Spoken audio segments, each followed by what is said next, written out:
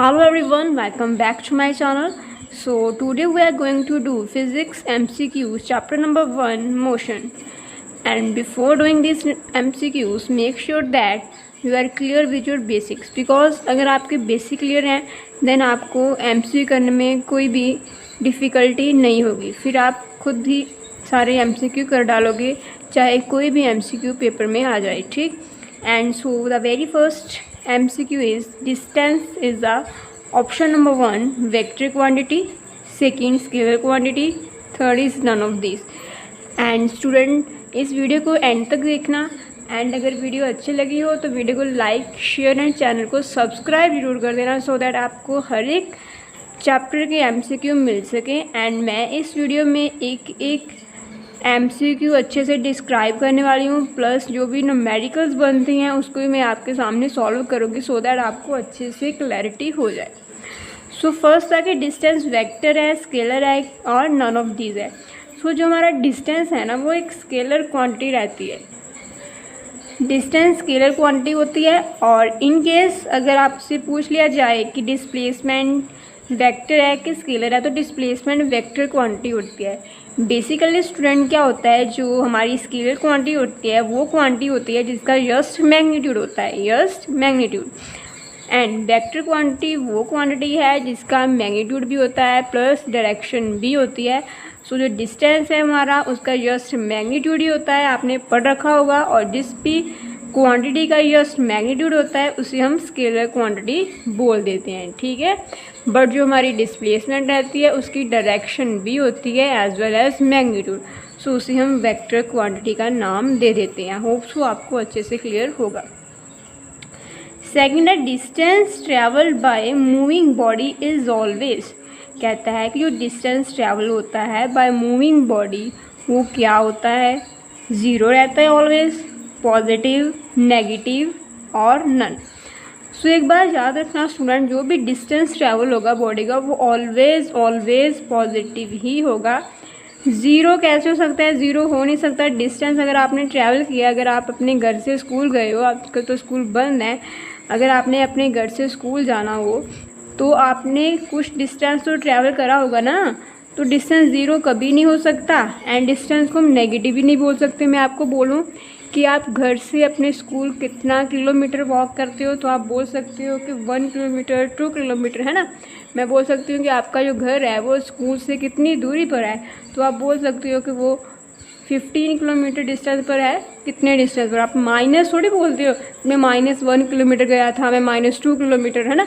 तो अब नेगेटिव में हम डिस्टेंस को कभी भी डिस्क्राइब नहीं करते, हम ऑलवेज डिस्टेंस को पॉजिटिव में ही डिस्क्राइब करते हैं। So distance always positive. हाँ, इनकेस अगर आपको पूछते हैं कि displacement is zero, positive, negative और नन, तो जो हमारा डिस्प्लेसमेंट होता है वो मैंने ऊपर बताया कि उसकी डायरेक्शन भी होती है। सो डिस्प्लेसमेंट के केस में जो आपका आंसर होगा वो ज़ीरो भी होगा, पॉजिटिव भी होगा और नेगेटिव भी होगा। तो डिस्प्लेसमेंट आपकी पॉजिटिव, नेगेटिव, ज़ीरो तीनों ही होती है, ठीक है।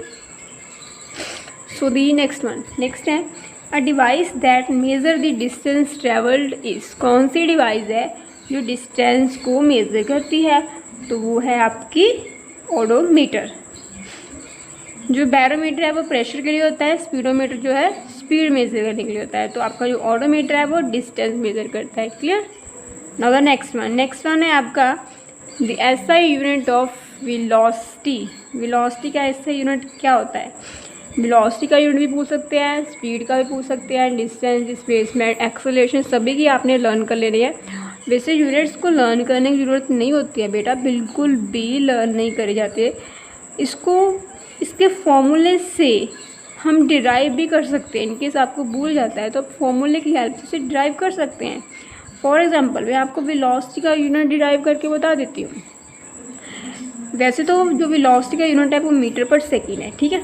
जैसे आप जानते हैं कि वेलोसिटी का फॉर्मूला क्या होता है, velocity is equal to distance divided by time, right. तो देखो डिस्टेंस तो मीटर नहीं होता है, ये तो आप जानते हैं, बेसिक यूनिट है हमारा मीटर, ठीक है। आई टुक मीटर। एंड सिंपली जो टाइम है वो आपका सेकेंड में रहता है। तो आपके यूनिट क्या आ गए वेलोसिटी के, metre per second. So the right option is option number A. Clear?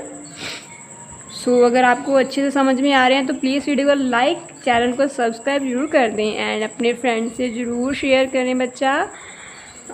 Fifth is speed of light. Light की जो स्पीड है वो क्या होती है? 3 × 10⁸, 7 × 10⁸, 5 × 10⁸, 2 × 10⁸।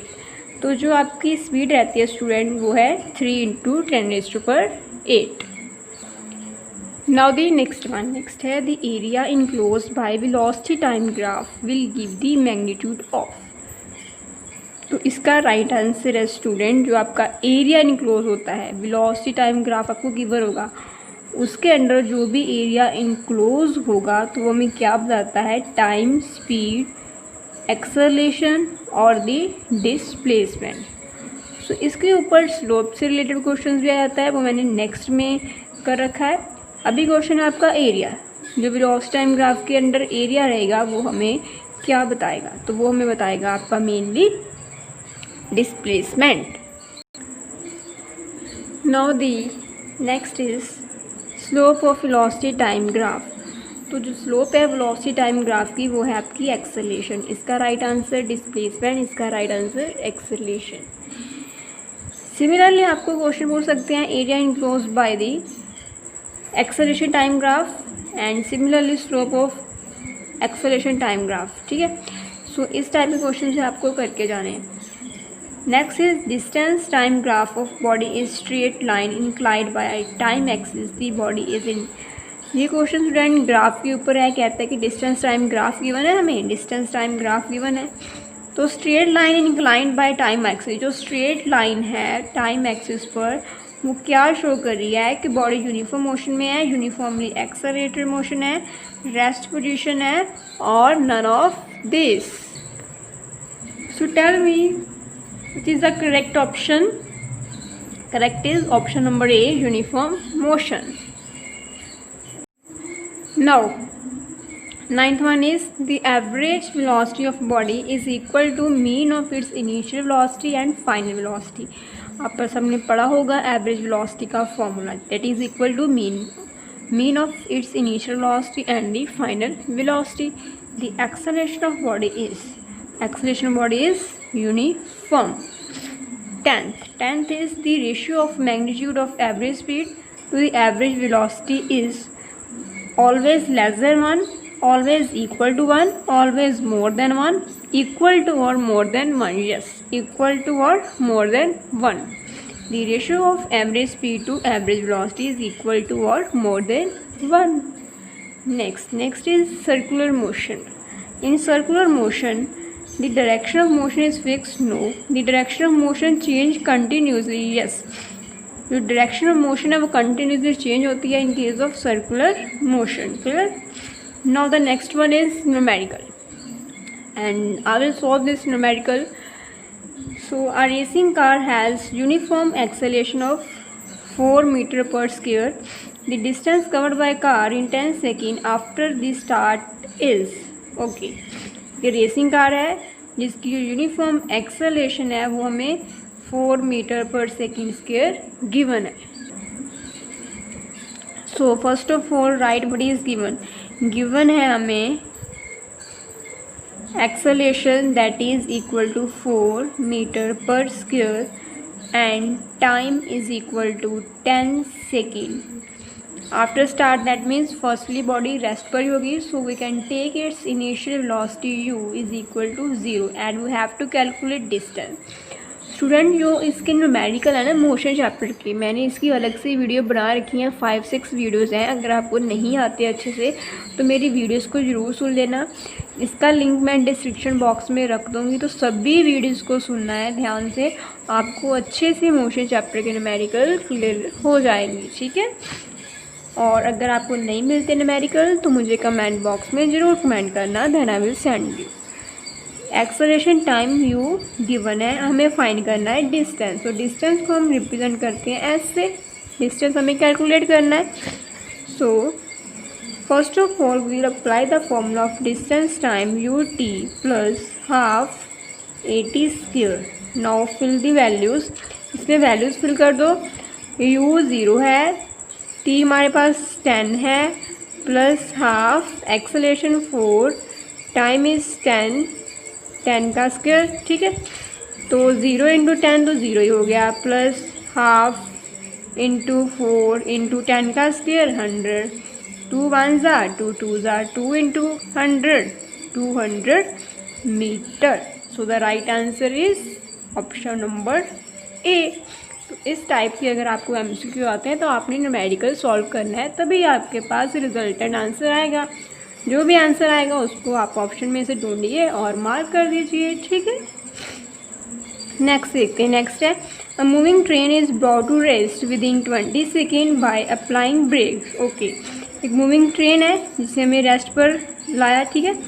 विद इन 20 सेकेंड के बाद अगर हमने उसको रेस्ट पर लेकर आए हैं, दैट मीन्स हमें क्या गिवन है, हमें गिवन है उसकी जो फाइनल वेलोसिटी है वो 0 है। Within 10 second time given है हमारे पास 20 second. Applying the brakes if the retardation due through brakes is 2 metre per second. Retardation को हम क्या बोलते हैं, negative of acceleration means minus of 2 metre per square. So इस केस में हमें फाइंड करना है u, that is initial velocity. हम कौन सा फॉर्मूला अप्लाई करेंगे, हम अप्लाई कर देंगे v is equal to u plus at because we have to find the u and v is given, v is 0 is equal to u plus acceleration is -2 into 20। तो इसका क्या answer आ गया, u minus 40। Side कर देती हूँ मैं। सो जो हमारा 40 है वो इस साइड जाएगा, ठीक है, तो प्लस हो जाएगा। 40 plus 0 is equal to u, तो 40 प्लस 0 क्या हो गया 40, एंड इसके यूनिट हमारे पास रहेंगे मीटर पर सेकेंड। सो ये आपका राइट आंसर है 40 मीटर पर सेकेंड। और ऑप्शन मैंने गिवन नहीं दी थी, सो आपके पास ऑप्शन होंगी तो आप 40 फाइंड आउट करेंगे एंड उसे मार्क कर देंगे। सो ये जो एमसीक्यू थे स्टूडेंट्स बहुत ही इम्पॉर्टेंट थे। सो आप सबको होप सो समझ में आए होंगे। So thank you for watching and मिलते हैं हम नेक्स्ट वीडियो में। Bye bye.